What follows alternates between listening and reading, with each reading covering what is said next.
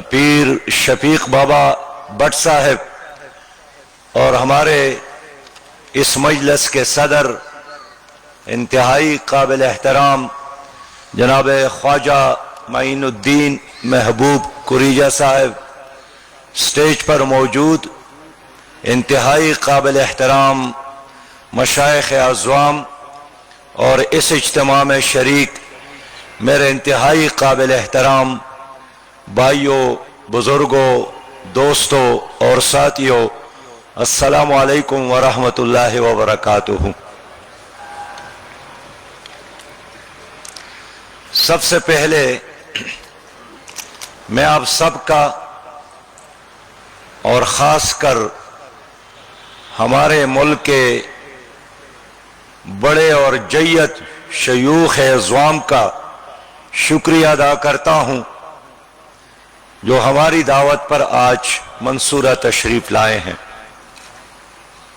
اور مجھے حیرانگی ہوئی کہ جب حضرت مودود مسعود چشتی صاحب نے فرمایا کہ میں اپنی زندگی میں پہلی بار یہاں پر آیا ہوں، تو مجھے تو اندازہ ہوا کہ آج کا پروگرام تو اس لیے بہت اہم ہے کہ ہمارے اس عالمی اسلامی تحریکوں کا مرکز ہے،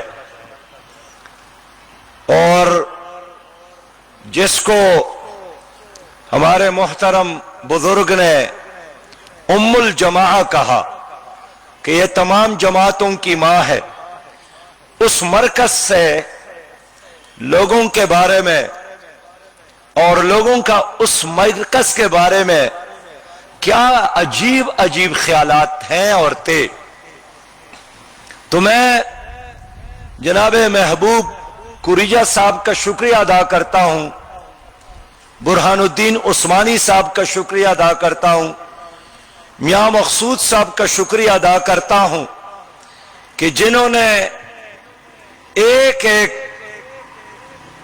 خانقاہ میں اور ان مراکز میں جا کر ان بزرگوں کے ساتھ بات چیت کی اور ان کو بتانے میں کامیاب ہو گئے کہ ہم آپس میں ایک ہے، ہم سب نبی مہربان صلی اللہ علیہ وسلم کی امتی ہے، اور امتی ہونے کے ناطے اس دنیا میں بھی ہمیں ایک جماعت ہونی چاہیے، اور امتی ہونے کے ناطے نبی مہربان صلی اللہ علیہ وسلم کی شفاعت نصیب ہو، ان کے ہاتھوں سے جام کوثر نصیب ہو۔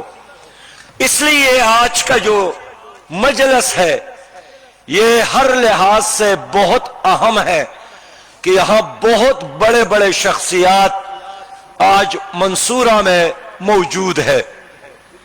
میرے بھائیوں، میں بہت اختصار کے ساتھ بات کرنا چاہتا ہوں کہ نبی مہربان صلی اللہ علیہ وسلم انسانیت کو جوڑنے والے ہستی تھے۔ انہوں نے عرب کے منتشر قبائل کو جو ایک دوسرے کے سر کو کاٹنے میں، ایک دوسرے کی کھوپڑیوں میں شراب پینے میں مزہ اور فخر محسوس کرتے تھے، جو اپنے بچیوں تک زندہ درگور کرتے تھے، جو رنگ اور نسل کی بنیاد پر تقسیم تھے، جو ننگا ہو کر طواف کرتے تھے، جنہوں نے اللہ کے گھر میں 365 سے زیادہ بت رکھے تھے، نبی مہربان صلی اللہ علیہ وسلم نے ان منتشر قبائل کو ایک کیا اور ایک جماعت بنایا۔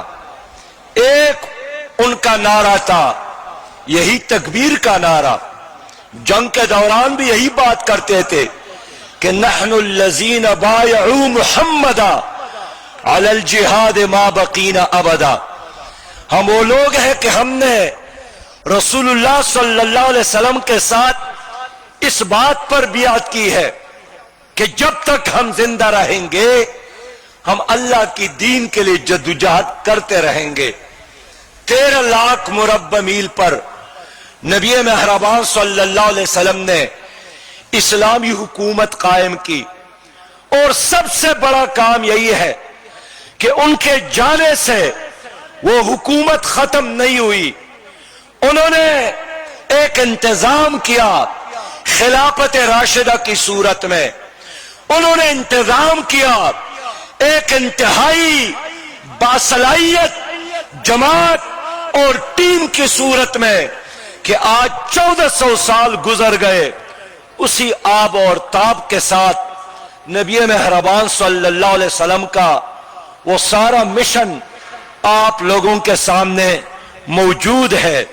میرے پیارے بھائیوں، میں اس لیے آج کہنا چاہتا ہوں، اور اچھا ہے کہ شرخ پوری صاحب بھی تشریف فرما ہے، میں ان سے بھی خاص طور پہ بات کرنا چاہتا ہوں کہ نبی مہربان صلی اللہ علیہ وسلم کے ہم غلام ہیں، اور آپ لوگ کہتے ہیں کہ ہم عاشق ہیں. یقیناً آپ عاشق ہیں، اور عاشقوں کا مرتبہ غلاموں سے بہت بلند ہے. لیکن عشق کا بھی اور غلامی کا تقاضا یہی ہے کہ اس ملک میں نظام مصطفیٰ ہو. یہ تو نہیں ہو سکتا ہے کہ نظام کسی اور کا ہو، انگریز کا ہو، عالمی استعمار کا ہو، اور ہم کروڑوں میں موجود غلامان مصطفیٰ بھی ہو اور عاشقان مصطفیٰ بھی ہو. ایک عوام کو سمجھانے کے لیے بعض اوقات علماء نے کچھ کہانی لکھی ہے کتابوں میں. ہر زمانے کا کوئی مجنون ہوتا ہے، تو کسی نے مجنون سے پوچھا تھا کہ حکومت اور خلافت اور اقتدار حضرت علی رضی اللہ تعالیٰ عنہ کا حق ہے یا حضرت معاویہ رضی اللہ تعالیٰ عنہ کا حق ہے. وہ چونکہ مجنون تھا، اس نے کہا کہ اگر میرا اختیار ہو تو حکومت اور اقتدار اور اختیار صرف لیلا کا حق ہے، جس سے میں محبت کرتا ہوں، اس لیے کہ ان کے دل میں اپنے لیلا کی محبت تھی. تو اگر میرے دل میں اور آپ کے دل میں محبت ہے محمد مصطفیٰ صلی اللہ علیہ وسلم کے ساتھ، تو اس محبت کا تقاضا یہی ہے کہ حکومت بھی ہو، خلافت بھی ہو، نظام بھی ہو، وہ محمد مصطفیٰ صلی اللہ علیہ وسلم کی ہو. میرے پیارے بھائیوں، میں عرض کرنا چاہتا ہوں، ہم کروڑوں نہیں 1 ارب سے زیادہ مسلمان موجود ہے، لیکن آپ نے دیکھا کہ آج سے 2 دن قبل فرانس میں وہاں کے ایک بدبخت ٹولے نے نبی مہربان صلی اللہ علیہ وسلم کے کارٹون بنا کر گھروں پر لگائے ہیں، توہین کرتے ہیں. لیکن کس طرح عالمی اسلام میں خاموشی ہے. ایک ترکی ہے جنہوں نے احتجاج کیا، جنہوں نے بیان دیا، تو اب اردگان نے کہ فرانس کے صدر کی دماغ خراب ہے، ان کا علاج ہونا چاہیے، یہ پاگل ہوا ہے، اور اپنے سفیر کو انہوں نے فرانس سے نکالا اور واپس بلایا. لیکن باقی عالمی اسلام نے کسی نے جنبش تک نہیں کی. میرے پیارے بھائیوں، علامہ اقبال نے فرمایا کہ شب پیش خدا بگریاست مزار، مسلمان چرا خوارند وزارن، کہ میں رات کے وقت اللہ کی حضور روتا رہا کہ مسلمان کیوں ذلیل اور خوار ہو رہا ہے. ندا آمد نبی دادی کی ای قوم، آواز آئی کہ آپ نہیں جانتے ہیں کہ یہ اب ایک ایسی قوم ہے دلے دارن ولے محبوب ندارن، کہ دل تو رکھتا ہے لیکن اس دل میں محبوب کے ساتھ محبت نہیں ہے. اس محبوب کے ساتھ محبت کرو گے تو دریا تمہیں راستہ دے گا، محبت کرو گے تو جنگل کے جانور تمہاری پہنچ کے لیے راستے خالی کریں گے. اس سے محبت کرو گے تو 1 10 کا اور 10 100 کا مقابلہ کر سکیں گے. لیکن اگر اس کی ساتھ محبت نہیں ہے تو ایٹم بم ہونے کے باوجود بھی کشمیر پر انڈیا کا قبضہ ہوگا. آپ کے ساتھ اسلحے کے کو حمالیہ بھی ہو، لیکن اگر محبوب کے ساتھ محبت نہیں ہے تو آپ ایک ریت کا ڈیرا ثابت ہوں گے. اس لیے میرے دوستو، ہمارا پیغام یہی ہے کہ آؤ مل کر نبی مہربان صلی اللہ علیہ وسلم کے ساتھ اس محبت کو عام کرے. یہ کام آپ نے کرنا ہے, اس مشن کو آپ نے لیڈ کرنا ہے. ہم آپ کے دائیں بائیں ہوں گے. جماعت اسلامی ایک پلیٹ فارم, جماعت اسلامی ایک سہولت کار کی طور پر نبی مہربان صلی اللہ علیہ وسلم کے ساتھ عشق اور محبت کے اس کاروان کو آگے بڑھانے کے لیے آپ لوگوں کے ساتھ موجود ہے. میرے پیارے بھائیوں, میں آپ کے لیے ایک سوال چھوڑتا ہوں کہ جب میرے رب نے فرمایا ہے اور اس پر آپ نے ایمان لایا ہے کہ وَمَن لَّمْ يَحْكُمْ بِمَا أَنزَلَ اللَّهُ فَأُولَٰئِكَ هُمُ الْكَافِرُونَ, جو اللہ کے نازل کردہ کتاب پر فیصلے نہیں کرتے وہ کافر ہے.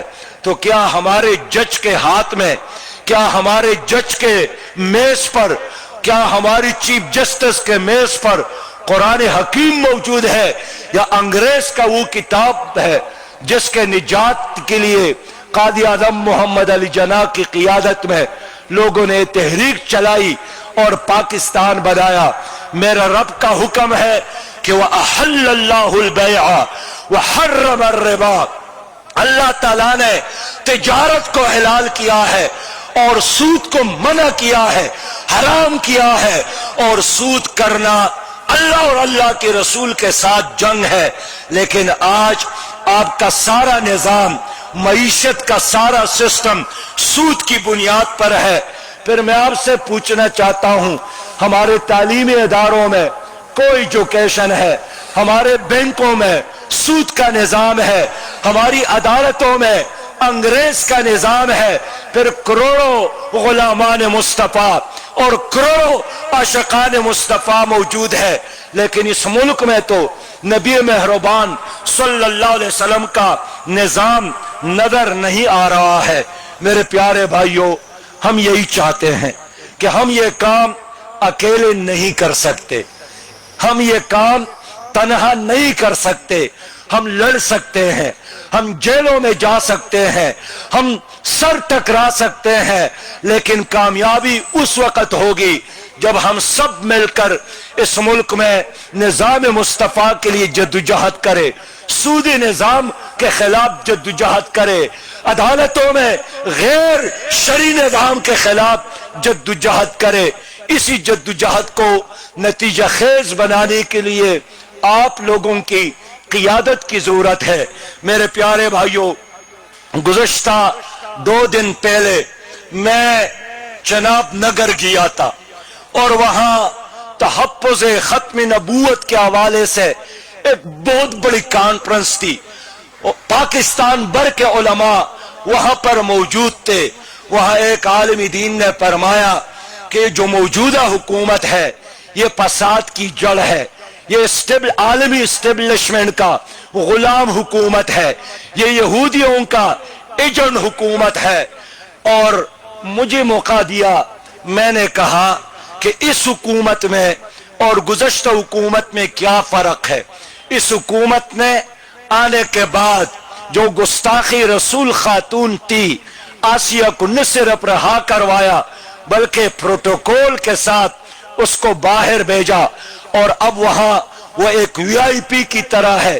یہ اس حکومت کا کارنامہ ہے.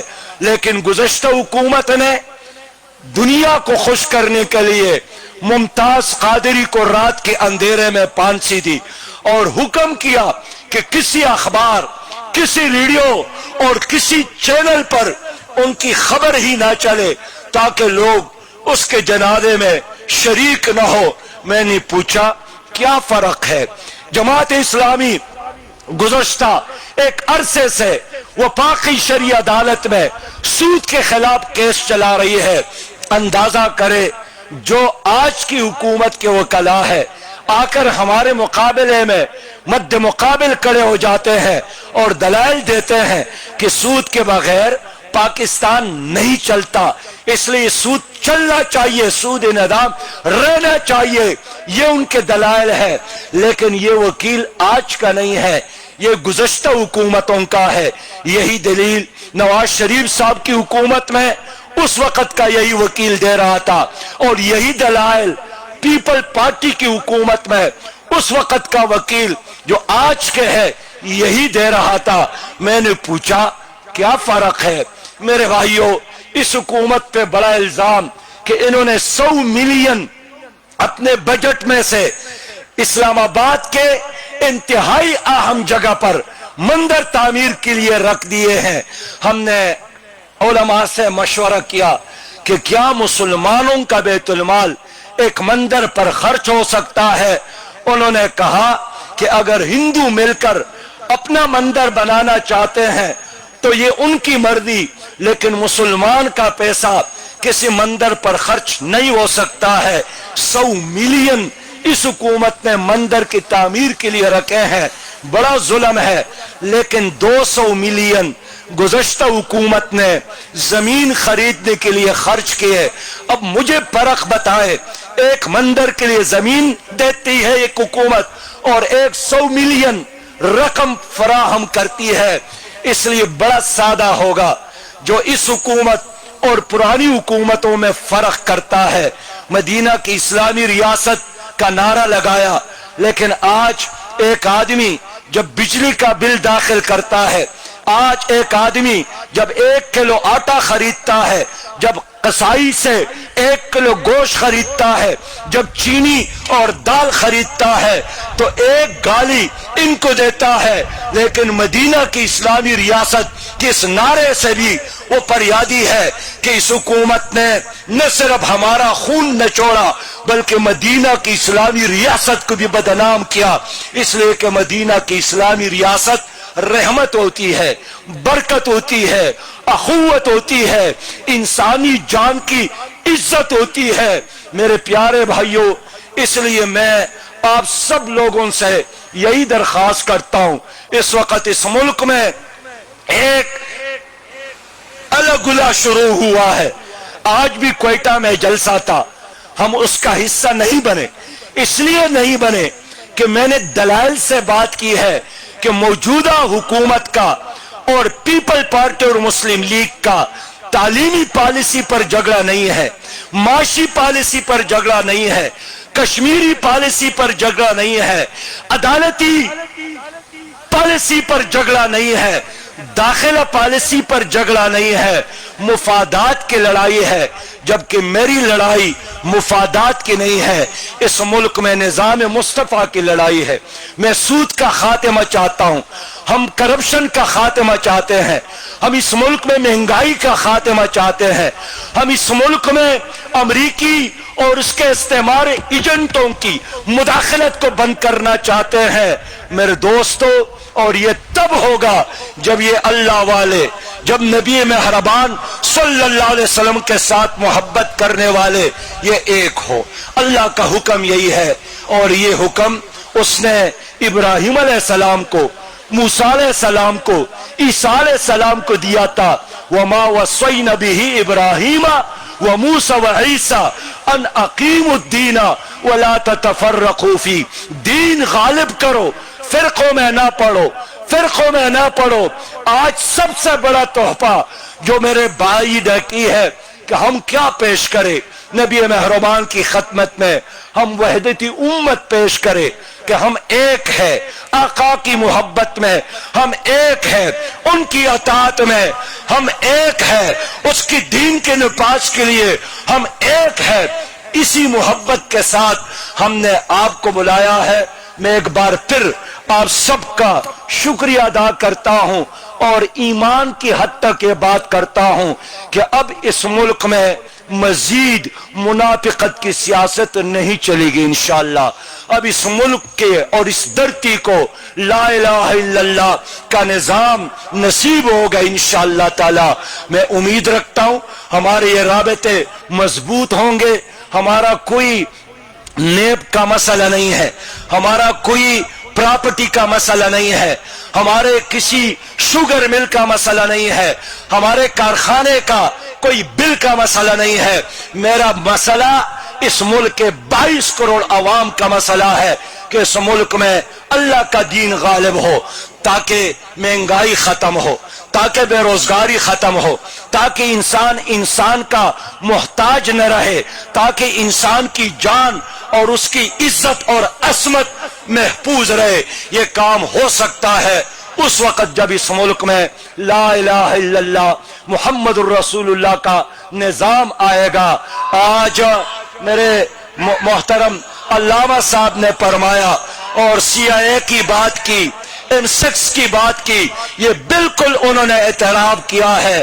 مائیکل فیروز نے اعتراف کیا ہے کہ ہم اسلامی دنیا پر مزید بارود اور لوہا استعمال نہیں کریں گے, ہم ان کو آپس میں لڑا لڑا کر تباہ کریں گے. ہمیں خون بہانے کی ضرورت نہیں ہے, ہمیں ان کو لڑانے کی ضرورت ہے. اس لیے واعتصموا بحبل اللہ جمیعا ولا تفرقوا, کہ اس آواز پر لبیک کہنا ہے اور اپنے ملک کو بھی بچانا ہے, عالمی اسلام کو بھی بچانا ہے. وآخر دعوانا ان الحمدللہ رب العالمین. جزاک اللہ, حیاک اللہ, بارک اللہ. السلام علیکم ورحمۃ اللہ وبرکاتہ.